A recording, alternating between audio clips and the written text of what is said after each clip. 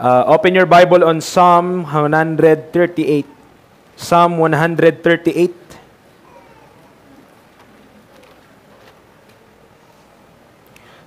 Verse number 2. Psalm 138, verse number 2.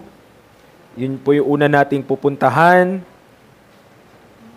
Then mamaya, 1 Thessalonians 2. Pwede nyo na pong ipitin yung inyong kamay doon. 1 Thessalonians chapter 2. And Hebrews 4. Hebrews 4. So tatlo pong passage. Psalm 138, 1 Thessalonians 2, and Hebrews chapter 4. Dito muna tayo. Psalm 138. Diyan na po kayo. If you're there, in verse number 2, ready, sabay-sabay po tayo, read. I will worship toward thy holy temple, and praise thy name for thy loving kindness, and for thy truth. For thou hast magnified thy word above all thy name. Isa pa po. Verse number 2, read. I will worship toward thy holy temple, and praise thy name for thy loving kindness, and for thy truth. For thou hast magnified thy word above all thy name. 1 Thessalonians chapter 2, verse number 13. 1 Thessalonians chapter 2, verse 13.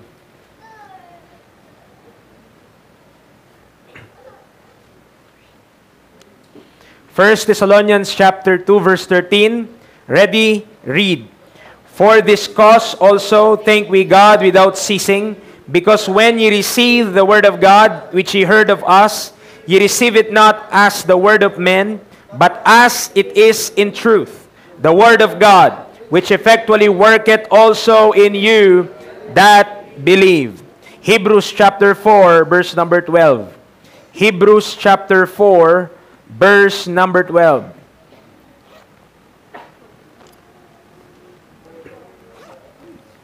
Hebrews chapter 4, verse number 12. Diyan na po.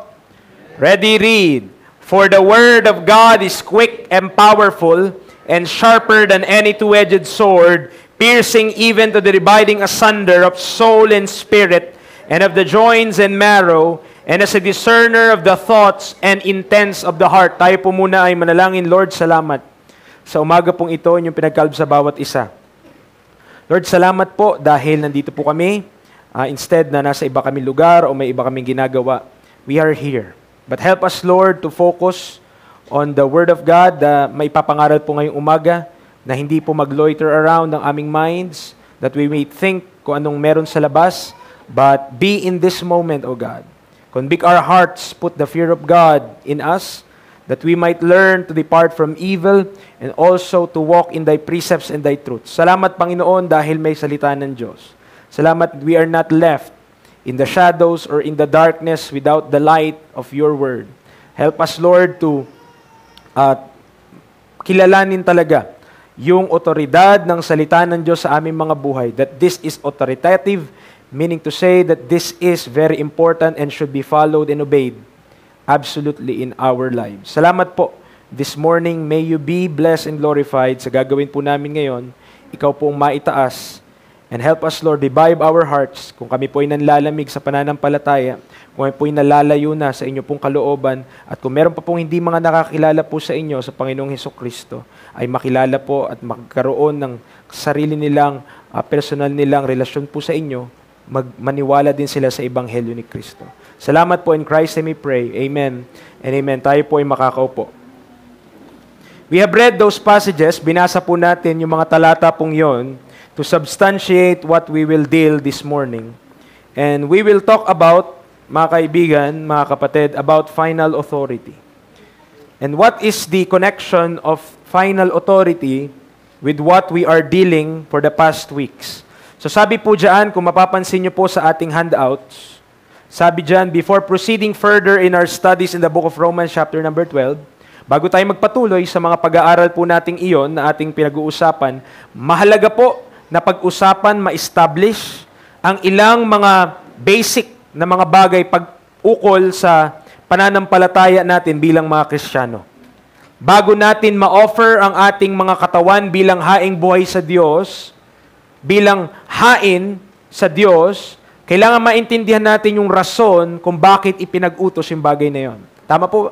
Sabi na Romans 12, verse 1, I beseech you therefore, brethren, by the mercies of God, that ye present your bodies a living sacrifice, holy, acceptable unto God, which is your reasonable service. So merong instruction na sinabi sa salita ng Diyos, binigay sa mga mananampalataya, that their body should belong to God. Na ang kanilang katawan ay para po kanino? Para sa Diyos.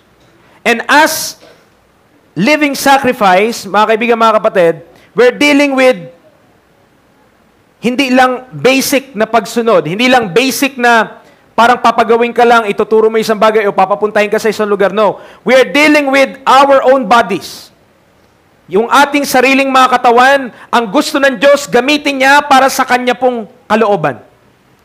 And that is not, hindi po yun madaling i-ask. Ano po? Kung merong tao na magsasabi sa'yo, pwede ko bang makuha buong araw mo? Lahat ng iutos ko sa'yo, gawin mo? Papayag ka kaya? Sabihin niya sa'yo, lahat ng papagawa ko sa'yo, gawin mo buong araw. No? Marahil lang iba, pwede. But to some, magki-question ka, bakit? Diba?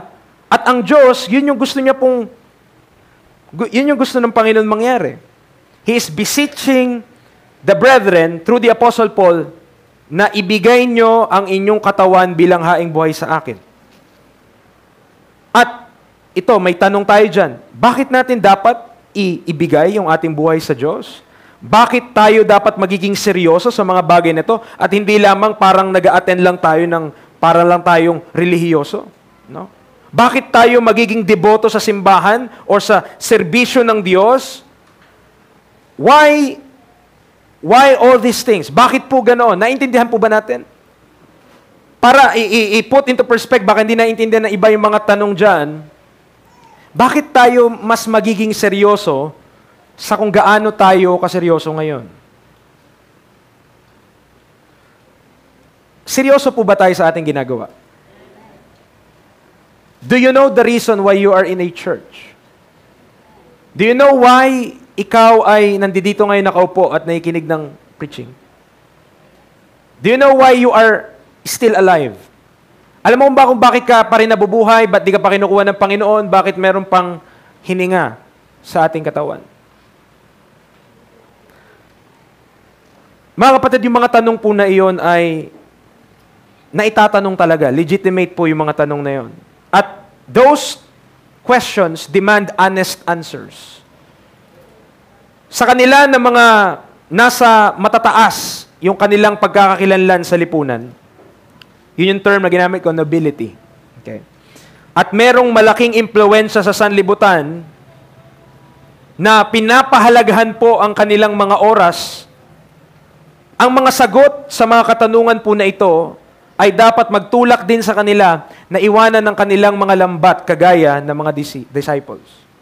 And the disciples, Mark chapter 1, they have an occupation. By occupation, Peter at yung mga kasamahan niya ay mga mangingisda po. Tama po ba? Ibig sabihin, meron po silang trabaho, meron po silang responsibilidad. At by the way, si Peter ay may asawa at meron din siyang, hindi ko lang sure kung meron siyang anak, but meron siyang asawa. Mark chapter 1, verse 16. Now as he walked by the Sea of Galilee, he saw Simon and Andrew, his brother, casting a net into the sea, for they were fishers. So sino po? Si Jesus Christ, naglalakad siya sa Sea of Galilee. Sino po nakita niya? Simon. At later on, si Simon, he is called Peter. Okay? So si Simon, siya si Simon Peter, and Andrew, his brother. So magkapatid, si Simon, sa si Andrew, sila po ay nandoon sa dagat, nagkakas ng net. Ibig sabihin, ongoing po yung kanilang pangingisda. Ano po? At the moment, nandoon sila, nangingisda sila. Verse number 17. And Jesus said unto them, Come ye after me, and I will make you to become fishers of men. Sabi ng Panginoon sa kanila, tara, Sumama kayo sa akin at gagawin ko kayong mga mamamalakaya o mangingisda ng tao. Sino ang Panginoong Yesus para magsabi sa mga mangingisda na ginagawa nila yung kanilang trabaho, na iwanan yung kanilang lambat at sumama sa Kanya? Sino ang taong ito na nagsasabi na iwanan nyo kung ano man yung inyong ginagawa, nangingisda kayo, hayaan nyo na yung tuna dyan, hayaan nyo na yung ano dyan, barilete dyan, hayaan nyo na kung ano man dyan. And come ye after me, and I will make you to become what? Fishers of men. Who is this man? Who is this Lord? Who is this Jesus Christ na merong authority to say to them na ginagawa yung kanilang trabaho, iwanan nyo yan, and come after me? Walang iba kundi ang lumikha lang naman ng langit at lupa. The Lord Jesus Christ commanded them or tell them, Simon Peter, Andrew, come after me, and I will make you to become what? Fishers of men. And I'll tell you, Jesus Christ, kapag nakilala natin who Jesus Christ is, He is worthy ng atin pong pagsunod.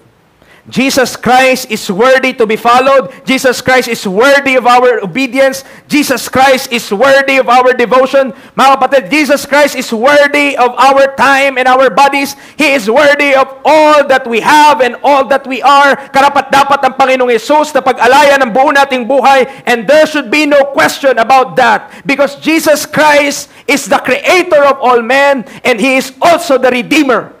He's also the Savior. He is also the one who gives salvation to all that believe. At kung siyang magsabi sa atin, come ye after me, there should be no question, we should follow that. Because that is Jesus Christ. Pag sinabi ni Jesus Christ, come ye after me, then we should come. Dahil ang nagtatawag, hindi basta tao lang. Ang nagtatawag, hindi lang basta mortal na tao. Ang nagtatawag, that Holy One. That Christ, the Lord Jesus Christ. And dito po, sundan niyo yung aking outline po dito, na although ang Bible ay nag-declare ng isang mayaman o ang mga mayayamang tao ay mahirap para sa kanila na maligtas, the Bible also declares na meron pong mga maliligtas at may mga tatawaging mayayaman din. Ibig sabihin, though mahirap, hindi imposible. Okay? Mark chapter 19. Preacher, we're going, saan tayo pumupunta dito? Just follow the outline. Okay, sorry. Mandito Mark. Matthew to. Okay, Matthew. So may typo tayo dyan, ha? Okay. Matthew ba yan? Matthew 19, verse... Yeah, tama. Matthew po yan. Iano nyo lang, i-correct nyo. Kasi hindi naman Bible yung ano ko outline, di ba? Hindi naman Bible yun. So, pwede diyang may mali dyan. Okay? Correct nyo. Matthew po yan, hindi Mark. Okay? Yung verse. Matthew 19, verse 23. Then said Jesus unto His disciples, Verily I say unto you, that a rich man shall hardly enter into the kingdom of heaven. Do you agree? I agree. Amen. Sabi ng Bible yun. Sabi ni Jesus Christ yun. Okay? And again, I say unto you, it is easier for a camel to go through the eye of a needle than for a rich man to enter into the kingdom of God. Mas madali pa daw na pumasok sa butas ng karayom. Gaano kaya kalaki yun? No? Butas ng karayom yung kamelyo kaysa ang mayaman ay makapasok sa kaharian ng Diyos. When His disciples, verse 25, heard it, nung narinig ito ng kanyang mga disipulo, they were exceedingly amazed, saying, ito yung tanong nila, dahil sa sabi ng Panginoong Hesus na, mas madali pang pumasok yung kamelyo doon sa butas ng karayom. Ito ang tanong. Ito ang tanong nila sa Panginoong Hesus. Sino ang maliligtas? Who then can be saved? Verse 26, But Jesus beheld them and said unto them, With men this is impossible, but with God all things are possible. Alam mo minsan, kapag kahit sa street preaching, kahit sa pagbibigay ng tracts, ang pagmayaman nakaka-intimidate magbigay ng tracts. Ibig sabihin, kapag alam mong medyo ano siya, pag magbibigay ka, umaatas yung kamay mo . Hindi nila kailangan si Jesus. Para lang to sa mga may hirap na tao. But no, mga kapatid, even the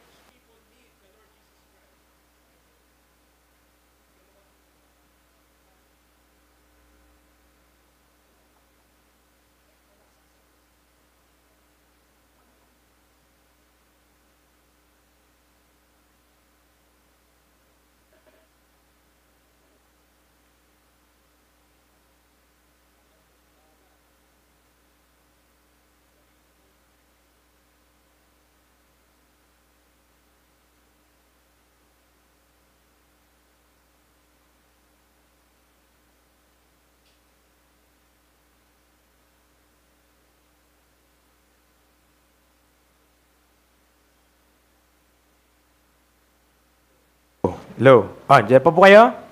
Alright. Tuloy po tayo. So, di po ba, kapag kunyari, magbabahagi ka ng tracts or dito kahit mangangatok ka dyan, yung mga bibigyan mo lang yung mga kawayan, yung mga gate or yung labas nila, yung mga, ganon. Tapos kapag mayaman, ang hirap katukin. Parang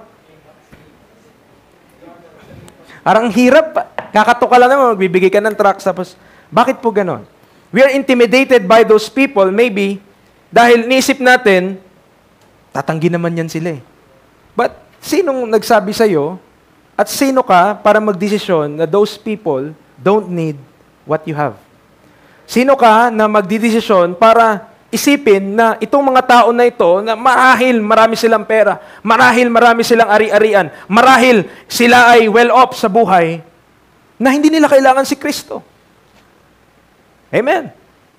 Even rich people needs the Lord Jesus Christ. Because their riches cannot avail them a ticket to heaven. Hindi naman sila maliligtas kung anong meron sila, kung papaano sila mabubuhay dito. They could not be saved by those things. But praise God for the Lord Jesus Christ. Because in 1 Corinthians 1:26, kahit ito sinasabi niya, in passing lang mga kapatid, but you see, this is the point, for you see your calling, brethren, how that many wise men after the flesh, not many mighty, not many noble are called, but still there are. So, sinasabi niya, hindi marami yung wise, hindi marami yung mighty, hindi marami yung noble, pero merong called. Naintindihan mo natin?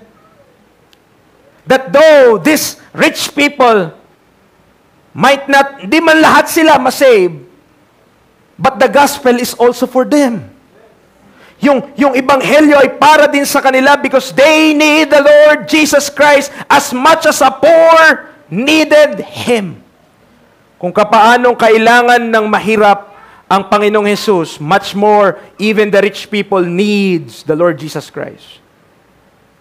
And to them who are considered rich, sa kanila, o sa atin, na ang considered tayo, tinuturing tayo ng sanlibutan na mayaman, mga kaibigan, mga kapatid.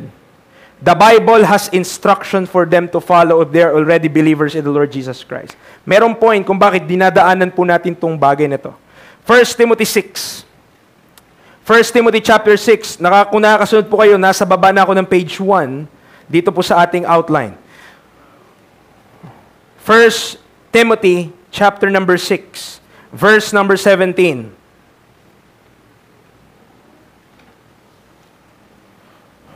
Hanggang 19. Sabi niya, charge them that are rich in this world, that they be not high-minded. Remember si Apostle Paul, ang kausap niya si Timothy, sinusulatan niya, this letter is given specifically to Timothy. Sabi niya kay Timothy, charge them that are rich in this world. Ibig sabihin, hindi porket sila ay maraming pera, hindi porket sila ay mayaman sa paningin ng sanlibutan na hindi na para sa kanilang salita ng Diyos. They need to be charged. They need to be reminded. They need to be preached. They need to be, kailangan ma-admonish sila, kailangan ma-encourage sila, kailangan ma-exhort sila. They need the Word of God. So, i-charge mo sila that sila na mga mayayaman sa libutan na to, that they be not high-minded, na huwag tayo magiging mataas yung isip natin.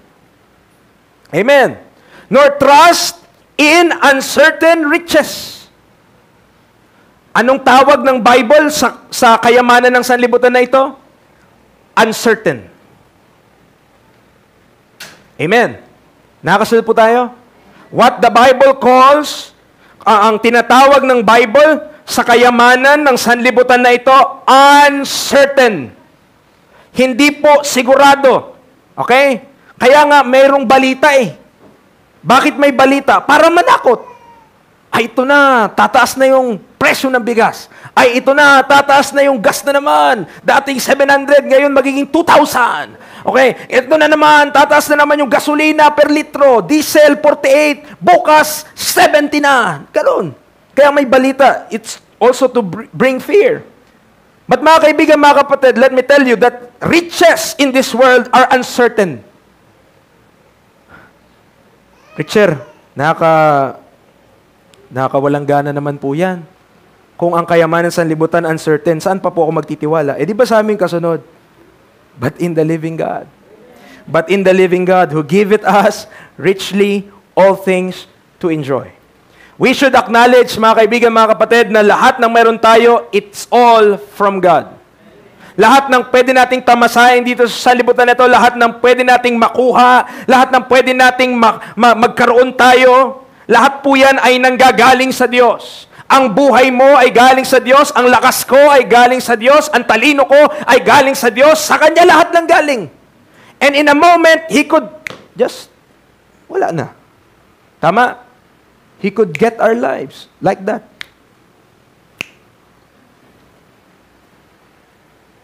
Kung gaano ang buhay, uncertain din, ganun din yung riches, mga kapatid. Uncertain ang riches. Alright? We are dealing with, pero ang sabi niya,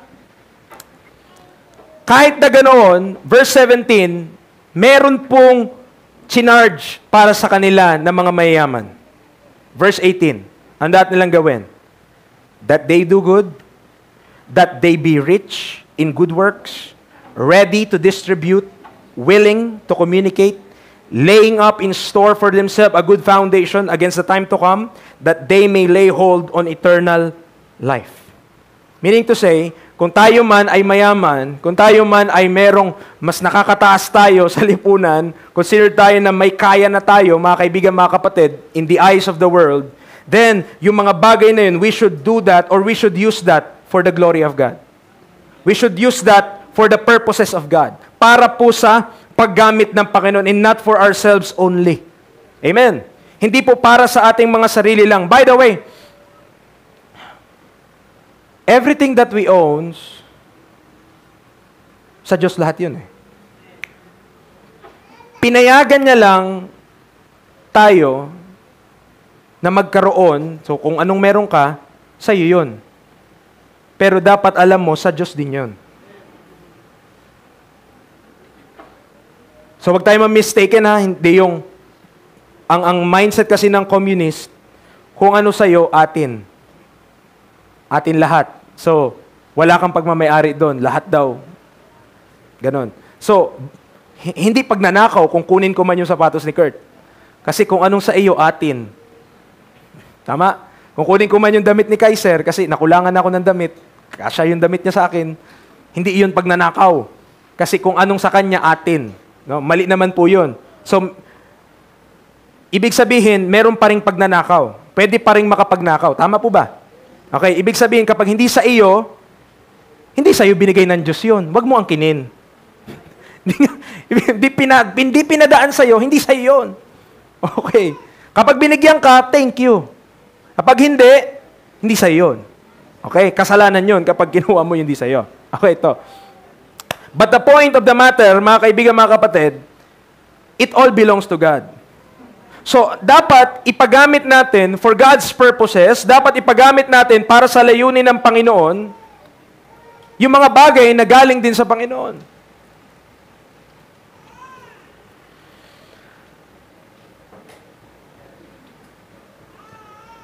Pag naintindihan natin yan, punta ka ng Colossians.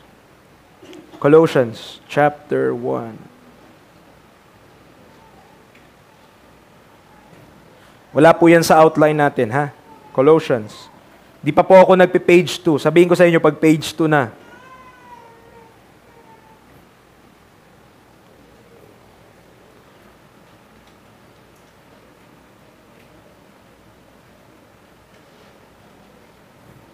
Okay?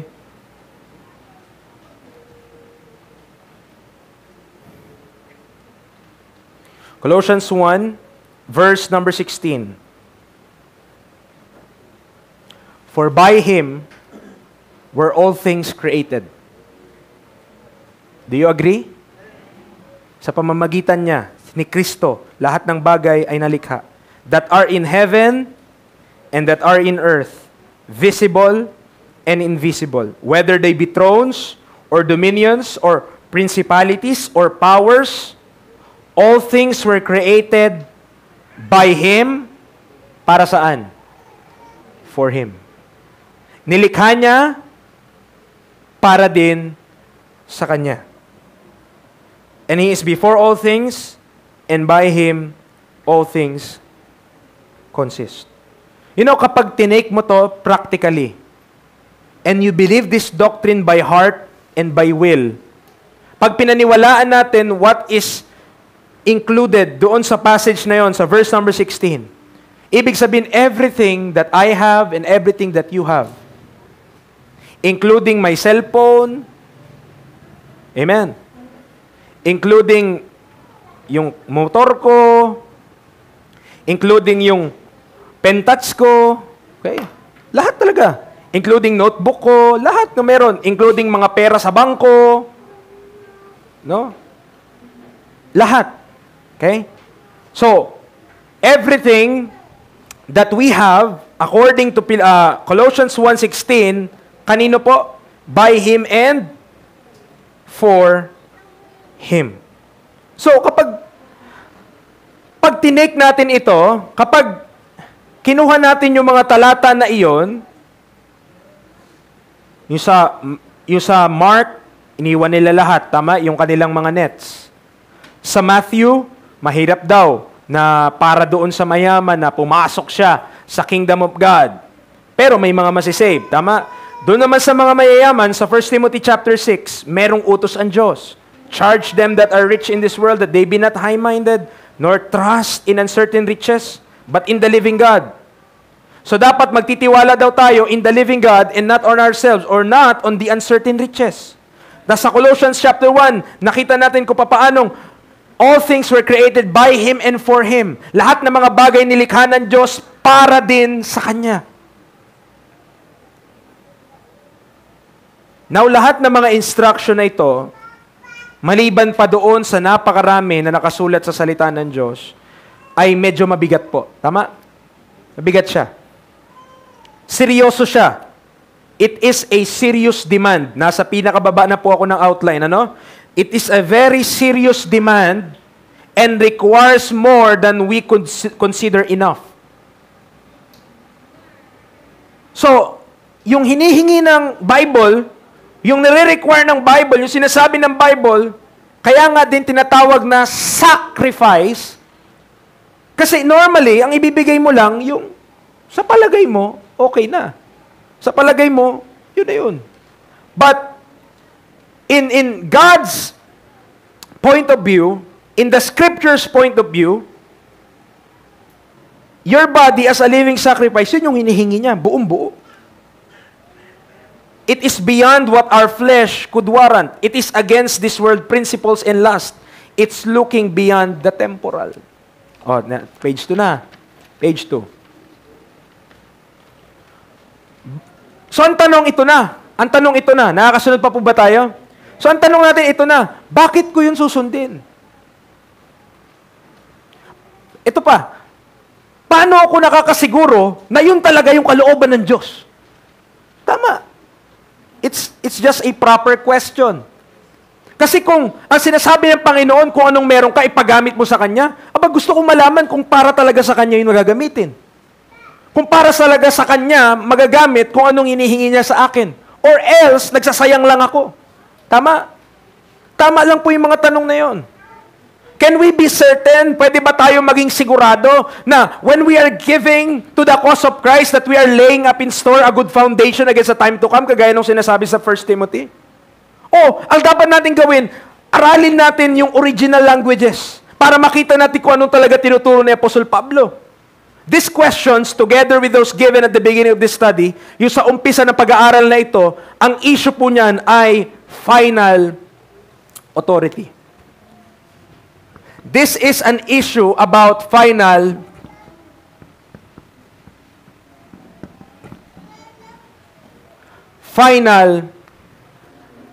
authority. In every organization, sa lahat ng mga grupo or mga kumpanya, meron po diyaang tao na responsable na siya ang merong final say sa isang bagay. Tama po ba? Para magets natin, punta ka sa karinderya. Sabihin mo doon sa nagtitinda, ate, kasi madalas, nagtitinda sa karinderya, si ate. Ate, pwede magpa-discount? Anong sasabihin niya? Pwedeng either sabihin niya, ay hindi po pwede, or itanong ko po muna. Kanino niya itatanong? Di sa may-ari. Yun yung may final say tungkol doon sa kanyang discount. Pagpunta ka ng Jollibee, nagre-reklamo ka, tuwalya, imbis na ang binili mo ay fried chicken, fried tuwalya, yun na-receive mo. So kanino ka? Pag nagreklamo ka doon, sinigaw-sigawan mo na yung ano niya, yung tao doon sa harapan. Ang kakausapin mo pa rin doon, manager. Siya yung merong final say when it comes to those matters. Nakakasunod po ba tayo? So, palagi, kahit sa organisasyon, mga kaibigan, mga kapatid, hahanapin mo yung responsableng tao. Kaya nga, merong mga tinatawag na OIC. Ibig sabihin, kapag may problema, bye, I see. Hindi po. Officer in charge. Ibig sabihin, siya yung merong responsibilidad or accountability tungkol sa establishmento kung nasa saan siya. Nakasunod po ba tayo? When it comes to matters of life, mga kaibigan, mga kapatid, the final authority, of course, alam natin ang Diyos. Pero nakakausap mo ba ang Diyos audibly? Lord, magsalita ka po. Baka pag nagsalita ka, matunaw ka. Baka pag nagsalita ang Diyos, matunaw tayo. No?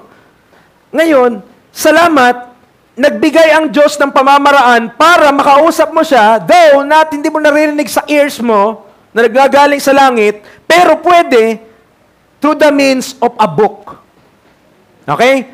Through a means of a book. That's why we're dealing with final authority. Kasi kung sinasabi ng Bible, ialay mo ang iyong katawan bilang haing buhay sa akin, then, kailangan itanong mo, paano naman nakasiguro yung Bible doon? Paano naman nakasiguro ako na yun talagang kalooban ng Diyos? So that, may kumpiyansa ka, kapag sumunod ka, ginagawa mo talaga yun para sa Panginoon. Or else, hindi mo alam, sumusuntok lang tayo sa buwan. Kaya mo bang sumuntok sa buwan? Ano ibig sabihin ng suntok sa buwan? Walang nararating, mga kapatid. Pag sumuntok ka sa buwan, di mo maabot yun. Okay? So, bago tayo pumunta pa sa more passages, let me declare to you that the Bible, nandito po ako pangalawang paragraph sa page number 2. So sabi yan, before delving into more passages, let me declare to you that the Bible, papangalanan natin, the King James Bible.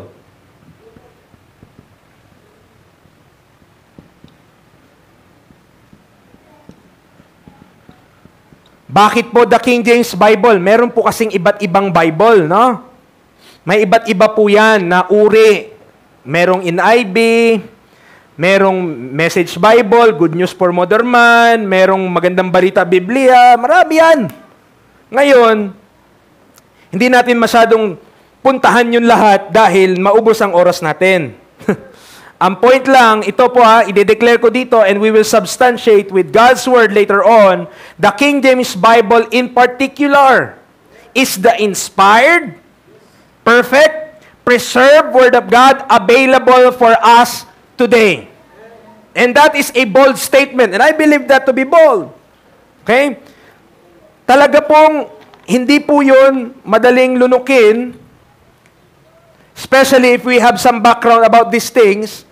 So, ito ang ating declaration inspired, perfect, preserve, yan. The very words of God. Kapag ako nag-aral ng Bible, kapag ako nagbasa ng Biblia, hindi ako nag-iisip, ito ba talagang sinabi ng Diyos? O kailangan kong maghanap ng kung anong sinabi ng Diyos. No. When I read the Word of God, I have confidence na ang hawak ko sa aking mga kamay ngayon, even now, is the very words of God. And I don't doubt it. Okay? And I don't doubt it. By that, I also declare that its text does not need any alteration or correction from the student and should be approached by faith to be understood. So kung gusto mo maintindihan ang salita ng Diyos, the very constraint o ang pumipigil para maintindihan ng tao ang salita ng Diyos ay hindi po, mga kapatid, yung language niya. It's not the language. Anong pumipigil sa understanding? Faith. Okay? That is a bold claim and we will deal with that today. Kaya hindi naiintindihan ng Bible, it's not because hindi ka matalino. The Bible is not understood dahil hindi mo pinaniniwalaan ang salita ng Diyos. Nabasa mo yung 1 Thessalonians 2:13 kanina? Ano sabi niya? Salamat, thank we God without ceasing, because when you heard the word of God, which you heard of us, sabi ni Paul, ye receive it not as the word of men. Hindi nyo tinanggap bilang salita ng tao, but as it is in truth. The word of God, which effectually worketh also in you that believe. And that word, in that verse, is also applicable, mga kapatid. Kung ang buhay natin di nagbabago, that is because we don't believe the word of God. Kung hindi nagbabago ang ating ugali, hindi nababago, natatransform ang ating buhay, that is because of unbelief. Hindi dahil mahina ang utak mo. Amen? Nakakasunod po ba? The word of God is not, hindi, ang salita po ng Diyos ay hindi po para sa matatalino. Kung ganon, dapat tinawag tayong mga intellectuals, hindi believers. But we are called, anong tawag sa atin ulit? Believers. Sa Tagalog, anong tawag doon?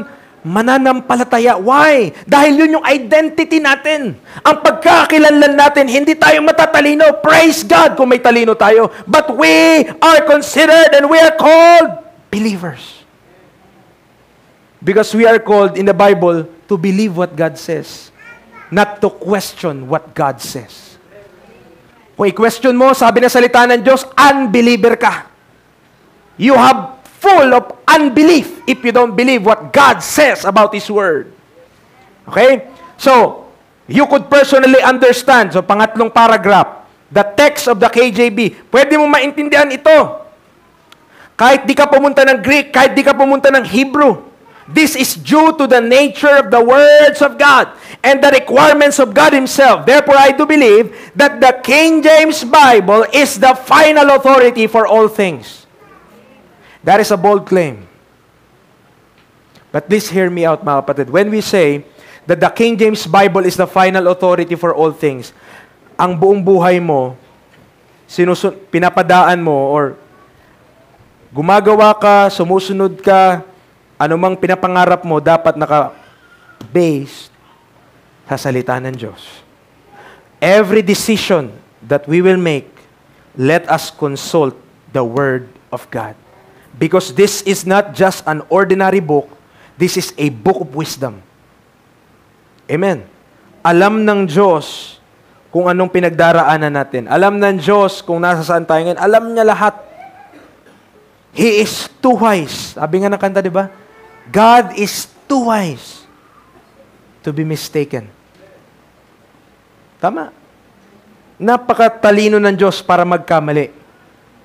So kung tayo, hindi tayo susunod sa Kanya, nagmamalaki tayo sa harapan ng Diyos.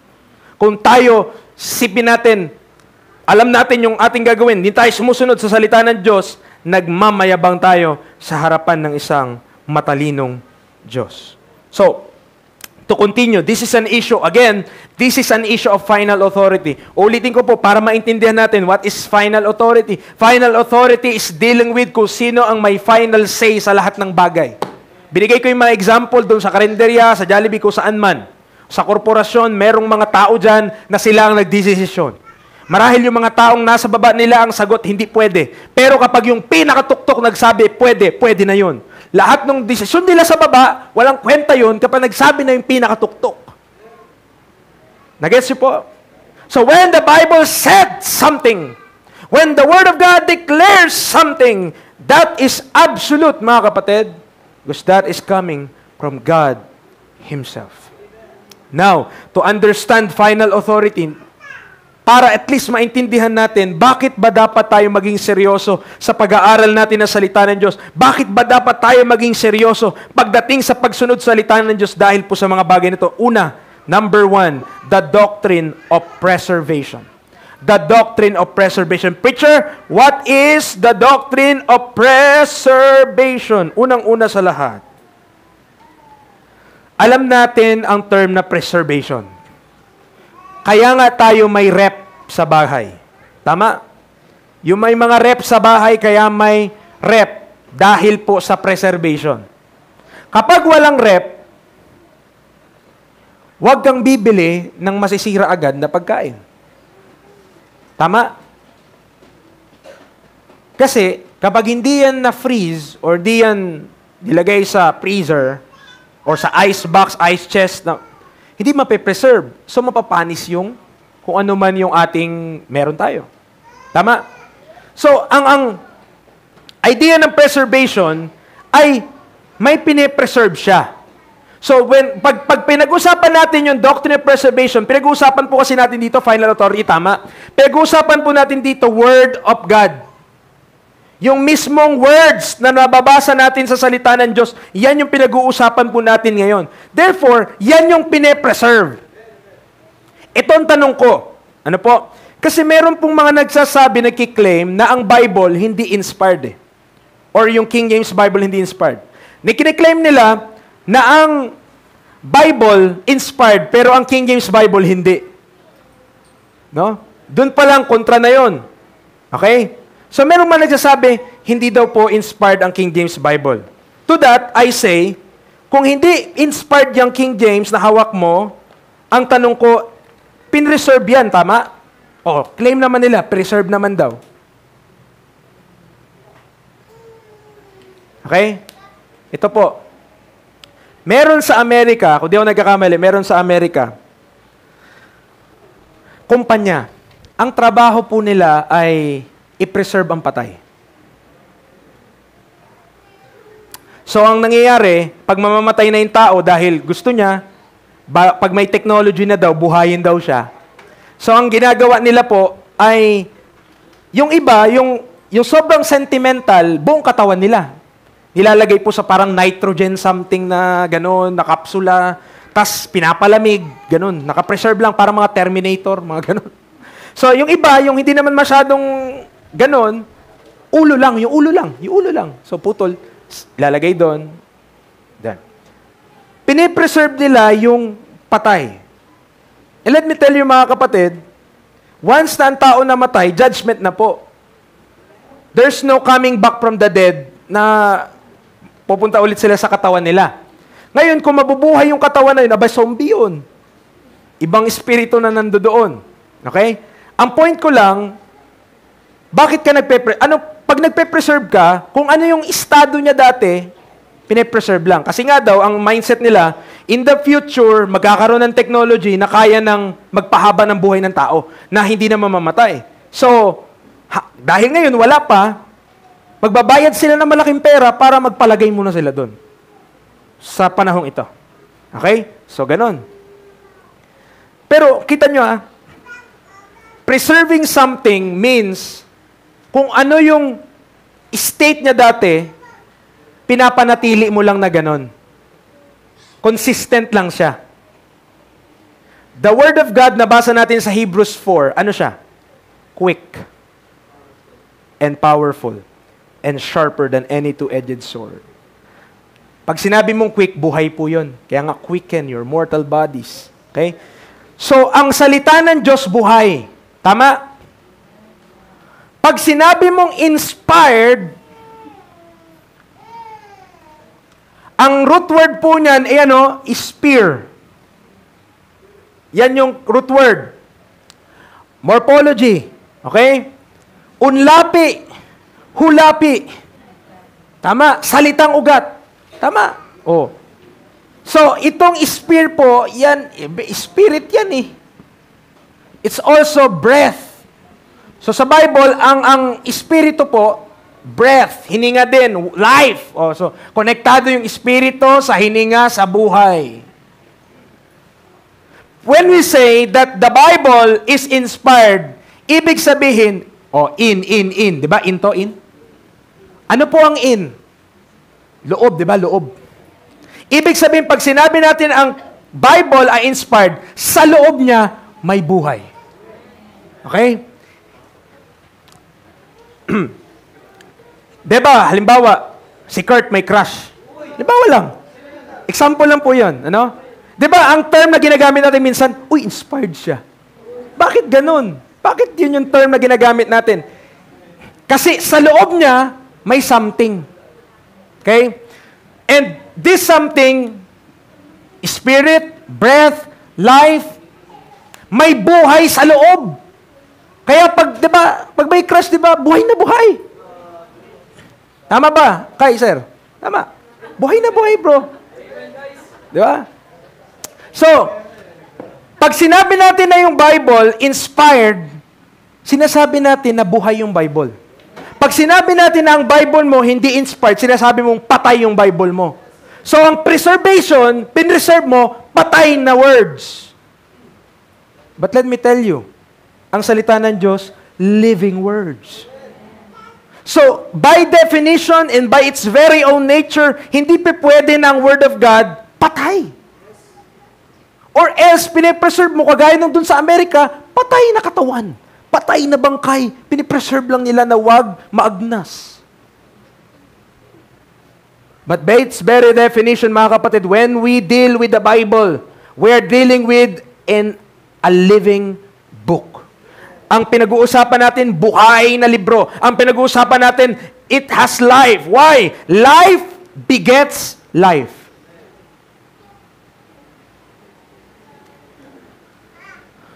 Hindi pwedeng manganak pa yung patay. It should be a living being, a living creature. Walang buhay aside na nanggagaling lang ang buhay sa isa pang buhay. They're trying for many years, yung mga scientists, na kung papaanong gagawin nila, na gumagawa sila ng something na iaayos lang nila yung mga molecules, tas gagawin nilang amoeba or something. Pero, mga kapatid, kaya po may buhay because the God of life imparts life to this earth. Yung Diyos po ang naglagay ng buhay dito sa sanlibutan na ito. That's why when you gave up the ghost, you die. Okay? You die. Pag wala na yung espiritu na nasa atin na binigay ng Diyos, patay na po tayo. Okay? So, naiintindihan po ba? No, the Word of God, inspired, perfect, preserved.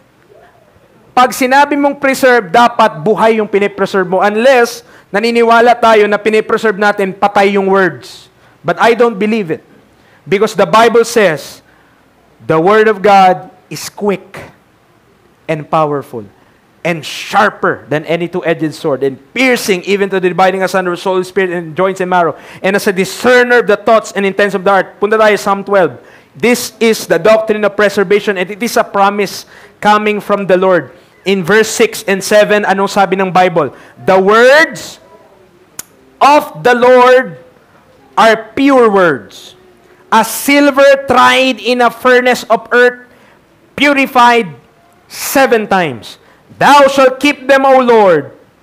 Thou shalt preserve them from this generation forever. Are we convinced? Promise po yan. Ang sabi ng Panginoon, ang salita ko, ang salita ng Panginoon, ipipreserve ko mula sa henerasyon na yon, sa Psalm chapter 12, hanggang forever. Natapos na ba yung forever? Hindi pa. Hanggang ngayon yun. Dire-diretso pa. Ibig sabihin, God or the Lord is preserving His Word from that time, even to this time. Mula sa panahon na yon, even sa panahon natin ngayon, I could confidently say, the Lord is preserving His words. Na pinapanatili ng Diyos ang Kanyang salita, na I could read His words and I could know His perfect will. Kahit po sa 2024. Amen. Many are doubting the Bible kasi nga daw, outdated na daw ang Bible, ganito, ganyan. Mga kapatid, maybe our minds are outdated, but the Word of God is still, during this time, working. Pero kanino lang mag-work? To them that believe. Again, that's the principle. Proverbs chapter 30, verse 5 to 6.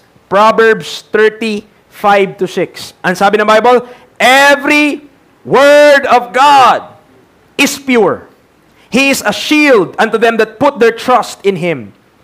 Add thou not, huwag kang magdagdag sa Kanyang salita, lest He reprove thee, and thou be found a liar. So I could not, amen, we could not, mali yung translation na to. No, add not na, huwag kang magdagdag sa Kanyang salita. lest He reprove thee, and thou be found a liar. Isaiah chapter 40, verse nandiyan din po. Ano po, nilagay na po natin para at least di tayo nahihilo. Ano po? So, isa sa mga nakita natin, bakit nagbigay po tayong hands out ngayon, kasi papansin ko, pag padulo na ng message, pagod na kayo. Di kayo makasunod sa pinag-uusapan natin, nilagay ko na lahat dyan. Okay? Para hanggang dulo, relax kayo kahit umabot tayong 3 hours. Hindi po tayo abot ng 3 hours. Ano ba? Isaiah chapter 40 verse 8, ano sabi niya? The grass withereth, the flower fadeth. Yung mga damo dyan sa labas na ka-green, kaluntian, berdeng-berde. Mga kapatid, they will wither. Big sabihin, pag tumirik yung araw, dire-diretso mo, hintay mo lang. Mawawala din sila. The flower fadeth. Pero anong sabi ng Bible? But the word of our God shall stand forever. Do you believe God? Kung naniwala ka na may Diyos, maniwala ka na yung salita niya, tatayo magpakailanman.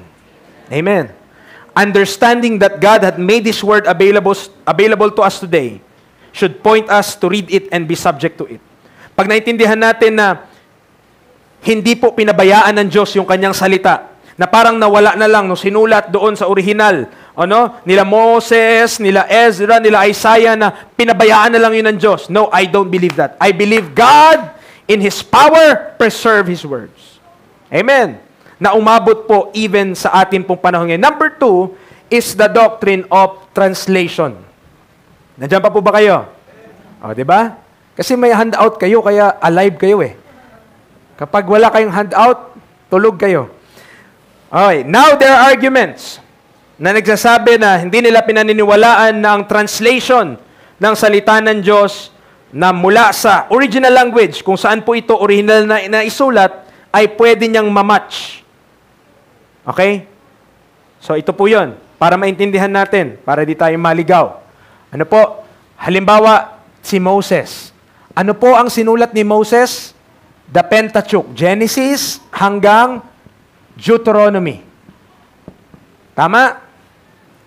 Sabihin natin, ito yung kanyang original autograph. Pag nabasa po natin ito,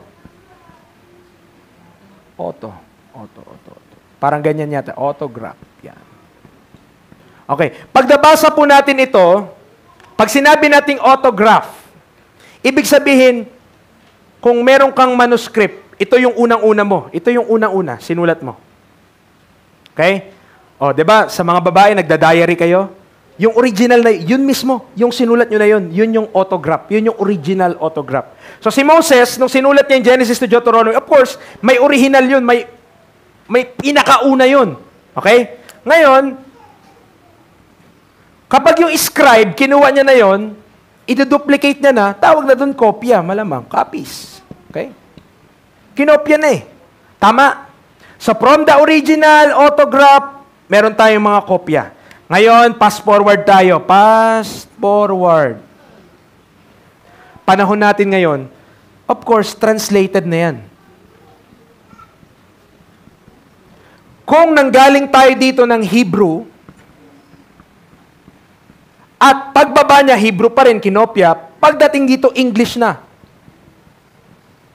Ang sabi ng mga critic, imposible! Sabi mga Espanyol, imposible! No? Imposible daw na mula sa Hebrew, pumunta ng English, na parehas na parehas. Okay? Yun yung kanila pong critic pagdating sa Word of God. Na, Hebrew to eh.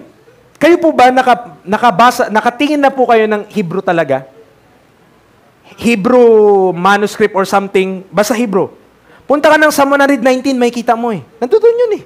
Aleph, Bet, Kof, yun mga, nandoon po yun. Yung mga header, yun po yung Hebrew alphabet. Nasa Psalm 119 po yun. Ngayon, kiniklaim nila, dahil nang galing ito ng Hebrew, ang Hebrew po, kung familiar kayo sa Arabic, parang ganun din eh. Parang may konting pare-parehas. So, ganun siya. So, ang sabi nila, Hebrew to English, imposible daw na match na 100%. Of course, para nga naman, kahit nga sa Pilipino eh. Legitimate naman yung concern nila. Bakit? Sabihin natin. From English. From Tagalog muna. Binato ko siya. Englishin mo nga. Yung siya, paano mo nalamang lalaki yun o babae yun? Pero sa English, her yun o him. Tama? So yun yung concern nila. Para sabi nila, pag galing sa Hebrew, binababo ng English, siyempre, ang dami pa po niyan. Dito po, itong fast forward na yan, marami na pong salita dyan. May German na po dyan, ganyan. Dumaan na yan ng German, dumaan na yan ng Latin, dumaan na yan ng Greek, dumaan na yan ng kung ano-ano mga kapatid, bago dumating sa English. So, ang concern nila, papaano mangyayari na from Hebrew to English, masasabi mo na perfect ang King James, galing ng Hebrews yan, o Hebrew yan. Tama naman, di ba? Legitimate question yun eh. Tamang tanong yun. Ngayon, ito po mga kapatid, kasi purely scientific yung method nila in their minds. Ang hindi nila kinoconsider, ang pinag-uusapan nating libro, hindi Iliad and Odyssey, hindi mga works ni Plato at ni Socrates. We are dealing with the words of God. Ibig sabihin, mga kapatid, naniniwala ka ba, ang Diyos nilikha niya lahat ng bagay, salita lang di niya magawa? Naniniwala ka ba ang Diyos na gumawa ng lahat ng bagay at kaya magligtas sa iyong kaluluwa? Salita niya lang, hindi niya kayang ilipat sa isang lengguwahe? If the God who could raise up a dead alive, and a God who could create all things, including heaven and earth, all the angels, the thrones, dominions, principalities, and powers, if this God could create this everything, paano pa yung kanyang salita, mga kapatid? Are you belittling my God? Minamaliit mo ba yung Diyos ko? Sinasabi mong hindi niya kaya mag-translate? Tama. When we say that the Bible could not be translated from Hebrew to English, sinasabi mo ang Diyos hindi marunong mag-translate. At sinasabi mong hindi siya ang lumikha ng language. Tama? God creates language. Siya po yung lumikha noon sa Tower of Babel. Tama? Tower of Babel, Hebrew. Naniwala ko, Hebrew lang ang umpisa. Pero pagdating ng Tower of Babel, nandun na po naglabasan yung iba-iba. Kaya may mga Chinese na lahat-lahat yon. Doon galing yon. Okay? Doon galing yon. But praise God, dahil during this time, mga kaibigan, mga kapatid, God wants all men to be saved. Tama? He desires all men to be saved. At paano niya gagawin yun kung Hebrew ang kanyang words?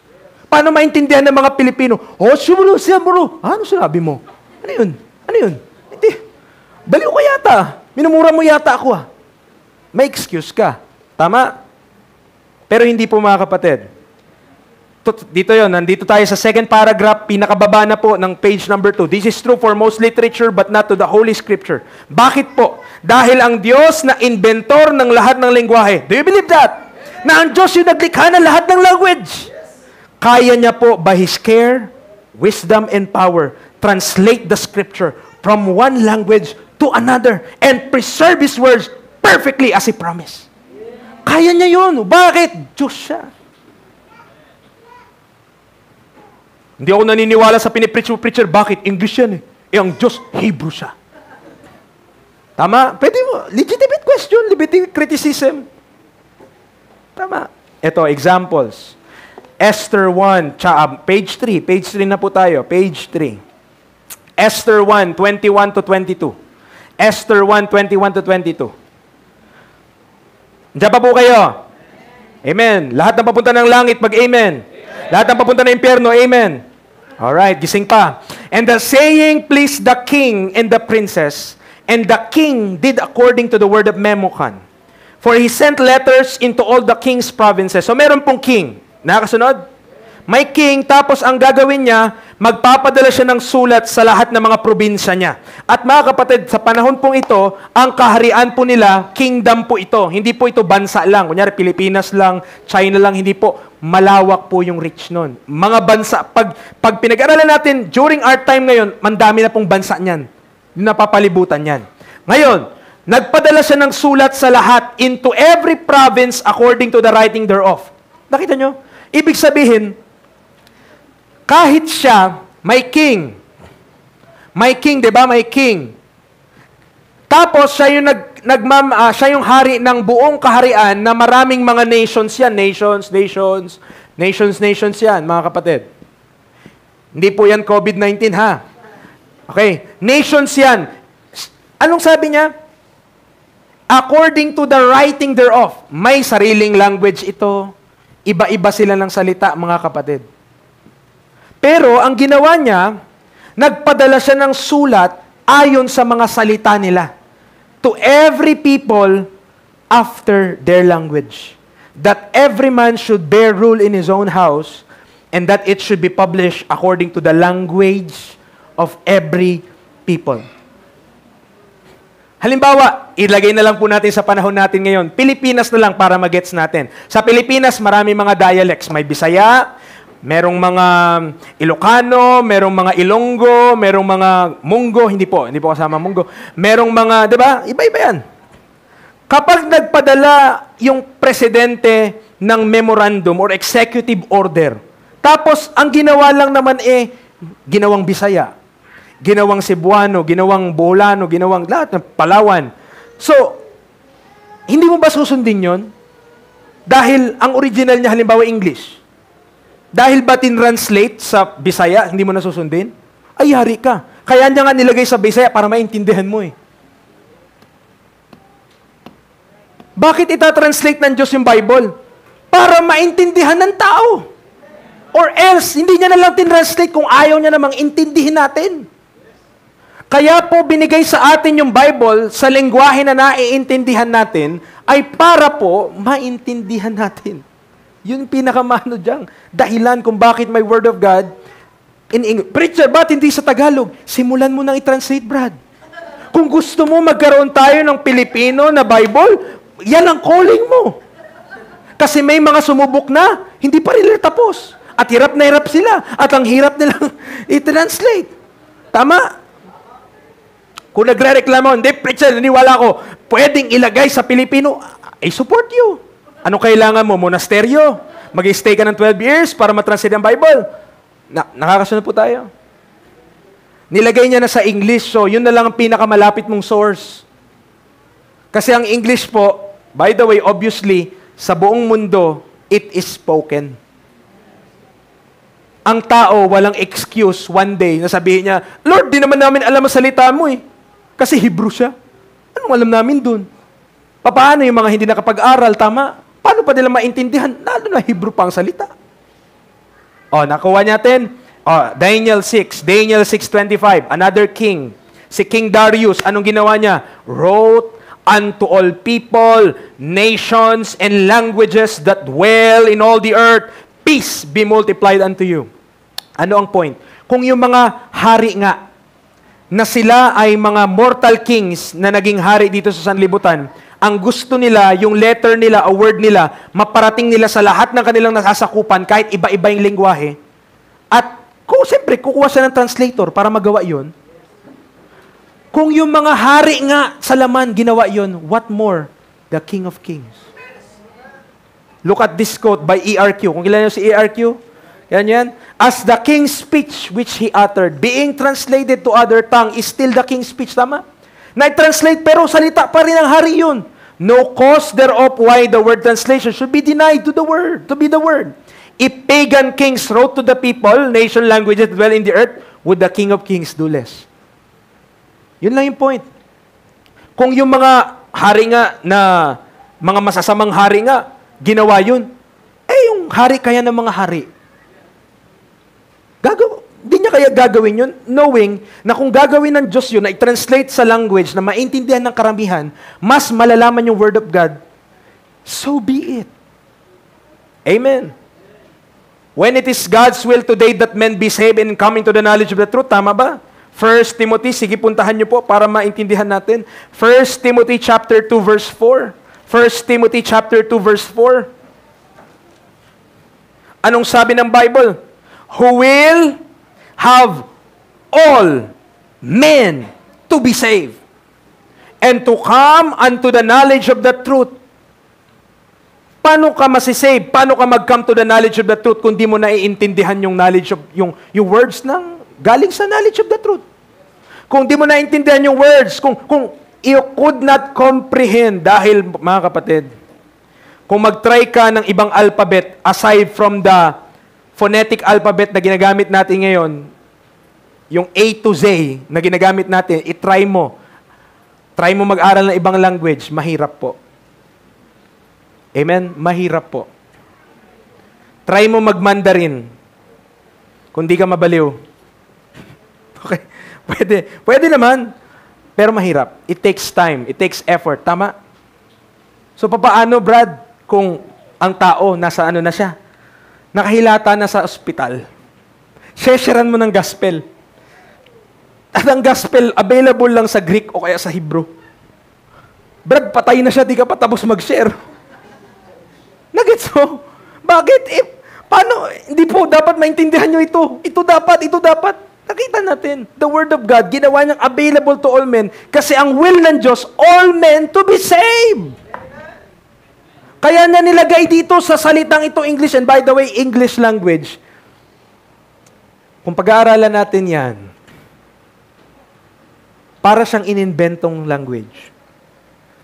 Kasi yung English, halo-halo po yan, Anglo-Saxon, kung ano-anong mga pinaghalo-halo, hanggang mabuo yan. So, I could consider it a miracle na may English language. Yung Word of God na hawak natin ngayon, the Word of God in English, this is a gift from God. A blessing from the Lord na meron tayong salita ng Diyos sa lengguwaheng naiintindihan natin. Kahit, mga kapatid, umamin po tayo, sa buong araw, normal na araw mo lang, kahit nasa bahay ka, nakakapag-English ka. Oo. Mapunta na ako doon na, okay. Ano yung okay? Ha? Ano yung okay? Sinabi mo ba, sige, pumunta ka na iho. Sa iyong pupuntahan, magpakaingat ka.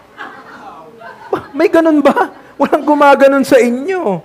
Tama po ba? Bakit incorporated na siya sa atin eh? Ginagamit natin siya on our daily lives. Pag bumili ka ba sa tindahan, paano ka bumili? Ate, pabili nga pong shampoo. Oh. Ano ang shampoo? Tagalog ba yung shampoo? Tagalogin mo nga, sige kung maintindihan ka ng tindera. Tama? Naintindihan po natin. Nilagay niya na nga sa English. Bakit? Kasi para maintindihan mo din. Amen? Gusto ng Diyos, magets natin. Gusto ng Diyos, we are understanding His words.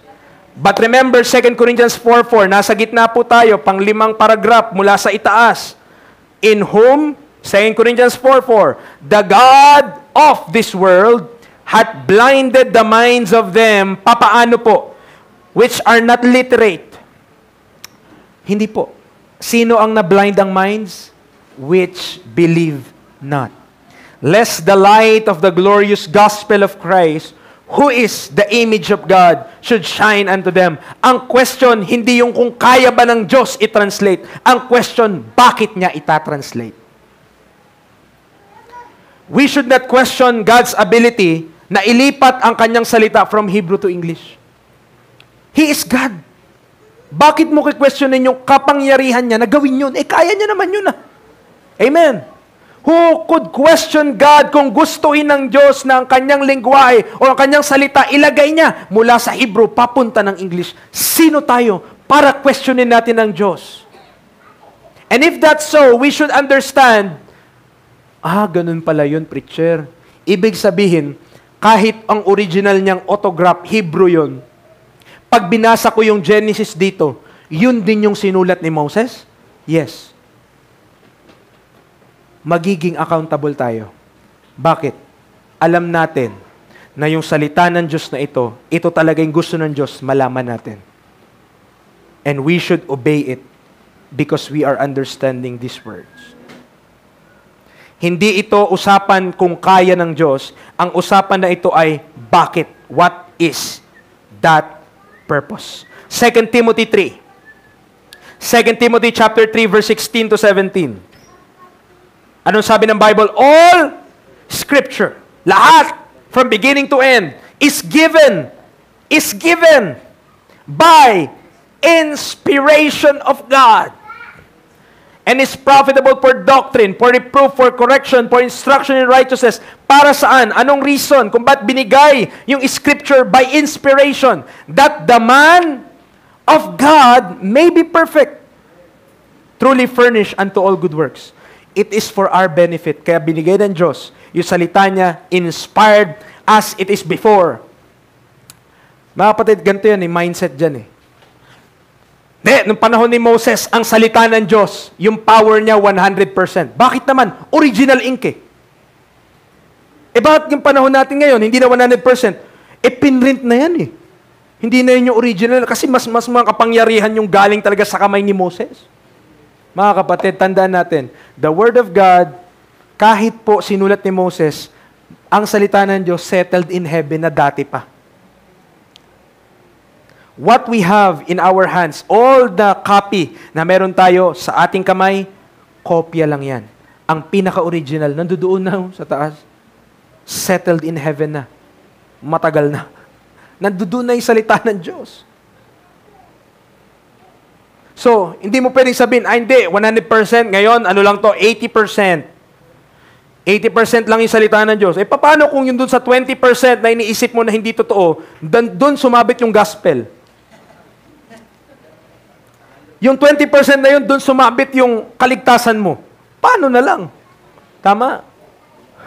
But I believe God will not mislead us. Hindi tayo i-confuse ng Panginoon. God is not the author of confusion. God is a God of order. Kaya, gusto niya na meron kang Word of God para the man of God may be perfect, truly furnished, and all good work. Papaanong hatulan ng Diyos ang tao kung hindi niya naiintindihan kung ano ang sinabi sa kanya? Ano ibig sabihin yung preacher? Parang sabi ng teacher, ganito. Kumuha kayo ng lengthwise. Kuha silang lengthwise. Bagsak kayong lahat. Ma'am, ba't kami bagsak? Ano po bang inutos nyo? Basta! Bagsak lang kayo. Di nyo naintindihan yung sinabi ko. Ha? Ma'am, kukonfuse ka pag ganun. Wala namang instruction or magulo yung instruction, tapos binagsak kayong lahat. Kung doon nga, makikita mo na kung gaano yung injustice. Doon lang sa maliit na bagay na yun sa school.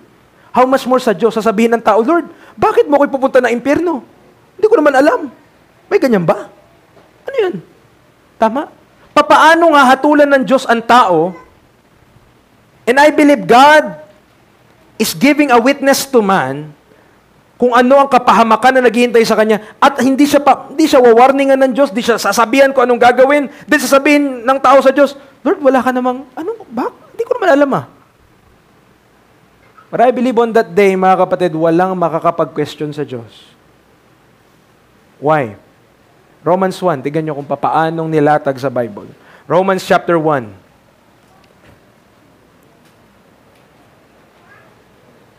(19 to 20). Listen to this very carefully para maintindihan natin, mga kapatid, na ang tao walang excuse when it comes to God. Romans 1:19 to 20, because that which may be known of God is manifest in them. For God hath showed it unto them. Nakita natin? Yung pwede mo daw malaman ng Diyos, anong nangyari? Naka-manifest na. For the invisible things of Him from the creation of the world are clearly seen, being understood by the things that are made, even His eternal power and Godhead, so that they are without excuse. Man is without excuse in the eyes of God. Amen. Kahit yung mga nakatira sa bundok na ayaw makakita ng tao, they are without excuse in the sight of God. That's why they need salvation as much as we need salvation. Kung kailangan mo ng kaligtasan, they also need salvation. Because wala pong excuse in the eyes of God. Romans 2:16, tignan nyo. In the day, nandyan po sa ating outline, in the day when God shall judge the secrets of men by Jesus Christ according to my gospel. Revelation 20 verse 12. Tignan nyo, Revelation 20 verse 12. And I saw the dead, small and great, stand before God. And the books were opened. And another book was opened, which is the book of life. And the dead were judged out of those things which were written in the books according to their works. Lord, paano mo naman ako hatulan? Di ko naman naiintindihan yung salita mo. Paano mo naman ako hatulan? Di ko nga alam yung language na yan. Bakit wala? Bakit ang tao hindi makabigay ng excuse? Because man is responsible for what is written in this book. Responsable tayo sa kung anong laman ng salita ng Diyos, that we are accountable, mga kaibigan, mga kapatid, to what this Bible says. Lastly, number 3. Praise God, last point na. Hindi lamang the doctrine of preservation and the doctrine of translation naman naintindihan natin. Amen. Though translated siya, hindi nawala yung power niya, hindi nawala yung buhay niya. It is still the powerful words of God. It is still quick, sharper than any two-edged sword. It is still the powerful words of the living God. Kahit po na-translate siya in English. Amen. Now, number 3, the necessity of faith. Hebrews 11:6. But without faith, it is impossible to please Him. For he that cometh to God must believe that He is, and that He is a rewarder of them that diligently seek Him. Psalm 119:130.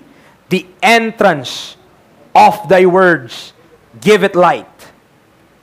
It giveth understanding. Kanino nagbibigay ng understanding? To the simple. Kung ikaw ay simple, gusto mo lang, Lord, gusto ko pong maintindihan ng salita mo, the Lord will give delight.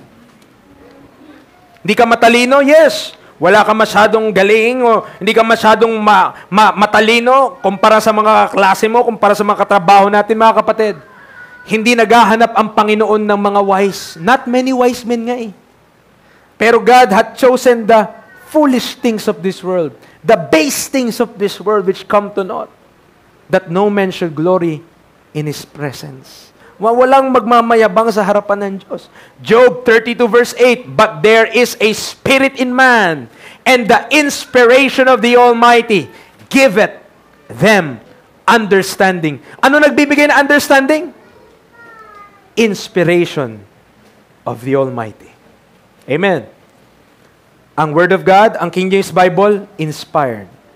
It giveth understanding, mga kapatid. Proverbs 2:6. For the Lord, sino nagbibigay ng wisdom? The Lord. Out of His mouth cometh knowledge and understanding. Romans 10:17. So then faith cometh by hearing, and hearing by the Word of God. Kapag pinag-aaralan natin yung salita ng Diyos, hindi po tayo nag-aaral lang ng ordinaryong katha ng literature, okay? Na mababasa mo sa mga museum, na makikita mo sa mga malalaking library. Hindi po ang trato natin sa salita ng Diyos, hindi siya parang pocketbook. Hindi siya parang Wattpad. No? The Word of God should be revered. The Word of God should be feared. The Word of God should be read, and the Word of God should be followed and obeyed.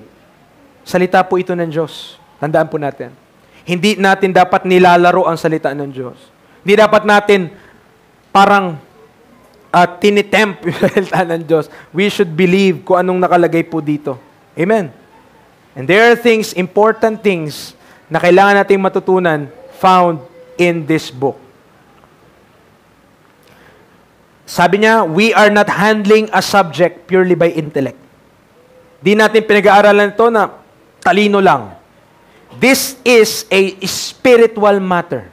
So, spiritual na bagay po ito. And requires a specific approach in order to gain understanding. Gusto mong maintindihan, gusto mong malaman, gusto mong maintindihan ang salita ng Diyos, may requirement ang Diyos. Tingnan mo sa 2 Timothy 3:7. Ever learning and never able to come to the knowledge of the truth. Pwede ba yun? Pwede ba na marami kang alam sa Bible, marami akong alam sa Bible, pero hindi ako umabot sa kaalaman ng katotohanan? Yes.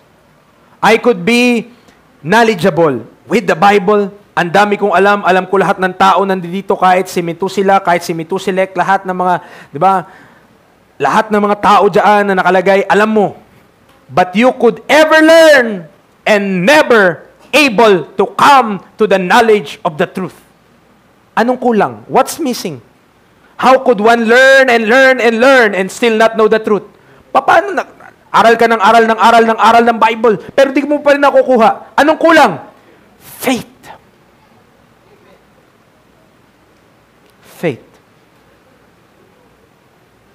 You don't want to believe what you are hearing. Kasi pag pinawalaan mo, it requires you and I to do what it says. Tama po ba? What is lacking? Faith. Ba't di ka sumusunod sa salita ng Diyos? Ba't nagre-rebelde tayo sa salita ng Diyos? Because we lack faith. Tama? Because we don't believe the Bible as much as we should believe the Bible. We lack faith, mga kaibigan, mga kapatid. Kaya sabi ng mga disciple, Lord, increase our faith. Increase our faith. Romans 14:23, and he that doubteth is damned if he eat, because he eateth not of faith. For whatsoever is not of faith is sin. Anumang hindi sa pamagitan ng pananampalataya, ano pong tawag ng Bible doon? Sin. Kasalanan. And sin, dinidisplease niya ang Diyos, nalulungkot ang Diyos, galit ang Diyos. It causes the whole trouble we are in right now. It pushes all mankind into its servitude. It complicates the simplicity of God's creation. It brings forth death to its subjects. That's why ganito yung buhay natin. Because of sin. Amen? Dahil may kasalanan po. But praise be to God, hindi niya tayo pinabayaan sa kasalanan. Look at 2 Corinthians 5:21. For He, God, hath made Him, Christ, to be sin for us, who knew no sin, that we might be made the righteousness of God in Him. Salamat, because Jesus Christ, nung nakita niya yung kalalagayan ng tao, yes, galit ang Diyos sa kasalanan. Yes, napupuot ang Diyos sa kasalanan. Yes, there is a just recompense for sin. But Jesus Christ says, I will go. I will be that sin. Ako yung sasalo ng kasalanan na yun. Ako yung sasalo ng wrath of God. In the Garden of Gethsemane, He is praying, Father, let this cup pass away from me. Nevertheless, not my will, but thine be done. Kung si Jesus Christ lang, hindi niya na lang ituloy. Imagine, siya yung magbabayad ng kasalanan ng buong mundo. Anong ginawa niya? Anong kasalanan niya? Wala siyang kasalanan. Tayo yung makasalanan. But Jesus Christ so decided, even from eternity, that He will be the Son of God and He will die on that cross para sa kasalanan mo at para sa kasalanan ko. And He will be that sacrifice so that yung benefit na meron siya, magkaroon tayo. The righteousness which is of God by faith. At papaano ka magiging maligaya over this truth? How could you be so sure over this truth? Because we have in our possession, dahil hawak natin the very words of God available in the English language. A language spoken around the world, specifically this King James Bible. That's why if there is a command in the Scripture na hindi natin sinusunod at alam natin na hindi natin sinusunod, hindi yung ignorant ka, kundi alam mo, pero hindi mo sinusunod, hindi ko ginagawa, alam mo, hindi mo ginagawa, you are accountable, I am accountable before a holy God. Dahil naiintindihan mo yung words niya. Amen. Buti pa sana kung hindi mo alam. Yung iba, no? Parang ganun. Ay, dapat di ko na lang nalaman. Kasi kung di ko alam, hindi ako maging accountable. Sino sabi? Mas accountable lang yung nakakaalam. Kasi alam mo na. Mga kapatid, if you are saved, are you saved? Kung ligtas ka, you're accountable with that salvation. Amen. Bakit? Kasi yung iba hindi ligtas eh. Amen. Kung alam mo yung mga katotohanan na galing salita ng Diyos at di mo ina-apply, you are accountable to that. Why? Dahil marami hindi nila alam ang salita ng Diyos. Tama. They are living in ignorance. They are in deception of the devil. They are under the influence of darkness. And yet, they are continuing with their life as if okay ang lahat. Ikaw, alam mo ang katotohanan. What are you doing with the truth? What are you doing with your life? What are you doing right now? Ano ginagawa natin? There's a world that is dying out there. And yet, we're so busy with ourselves. Amen. Walang problema, kinuman sa Bible, kailangan maghanap buhay. Yes. Amen. But it is not everything. There is this world that will be perished. Ang sabi ng awit, rescue the perishing, care for the dying, snatch them in pity from sin and the grave. What are we doing? Anong ginagawa natin, mga kaibigan, mga kapatid? And kung ikaw, hindi ka paligtas, anong ginagawa mo din? Papakatigas-tigas ng ulo mo. Nagpapakatigas-tigas ang puso natin. Papakatigas tayo sa harap ng Diyos.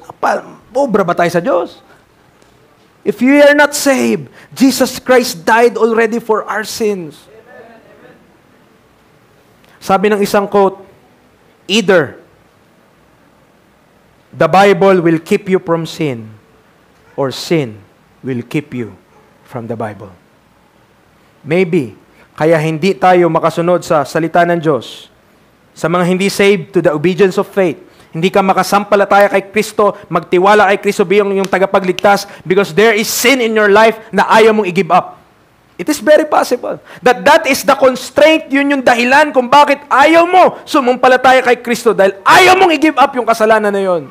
But let me tell you, Jesus Christ even died for that sin. He died for you and for me. Minahal niya tayo. He offered His life. And praise God, meron pa siyang blessing. Binigyan niya tayo ng salita niya that we could understand. Now, man, now, brethren, now, brother, now, sister, you have the very words of God. Anong ginagawa mo? What are you doing with that? God's instruction were given once. Dito na po tayo sa dulo. Patapos na po tayo. And we're meant to describe God's qualification to all generation. Basahin nyo na lang po yan pag uwi nyo. Parang point lang yan, mga kaibigan, mga kapatid. Hindi kailangan na maging linguist ka para maintindihan mo ang Bible. Hindi kailangan na alam mo ang Hebrew o ang Greek para maintindihan mo ang Bible. You have the Word of God in English, you could understand the Bible. Ang question lang, what will you do with that book?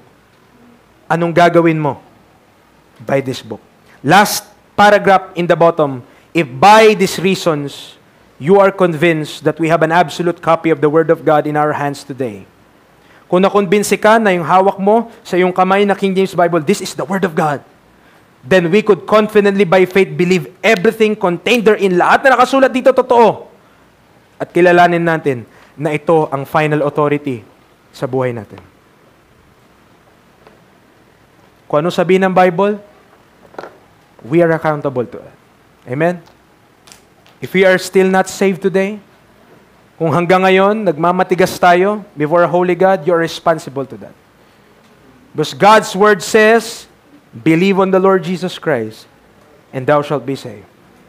Kung tayo mananampalataya still today, we are in rebellion, we are not obeying God, talagang sinusuway natin kung anong kalooban ng Diyos, then we should repent. Amen. We should acknowledge our sins before God. Alam ng Diyos yon, pero hindi kanya pipilitin.